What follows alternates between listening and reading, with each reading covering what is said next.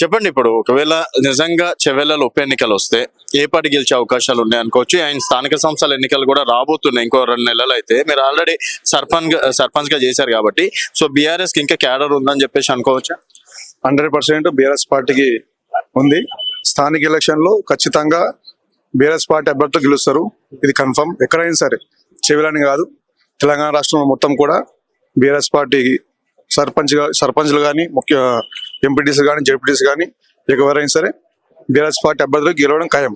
అధికారంలో కాంగ్రెస్ పార్టీ. అవునండి, కాంగ్రెస్ పార్టీ ఉంది. వాళ్ళు ఇచ్చిన హామీలు ఒకటి కూడా 2-3 నెరవేర్చినంత వరకు. రైతు బంధు కానివ్వండి, ఇంకా మరి ఎన్నో పథకాలు పెట్టిండు, కానీ అవన్నీ నెరవేర్చడం లేదు. కాబట్టి ప్రజల్లో కూడా కాంగ్రెస్ ప్రభుత్వం పైన విరక్తి చెందడం జరిగింది. మరి వచ్చే ఎలక్షన్ లో, స్థానిక ఎలక్షన్ కావచ్చు, ఏవే ఎలక్షన్ అయినా కూడా బీఆర్ఎస్ పార్టీ గెలవడం ఖాయం. 100% డౌట్ లేదు.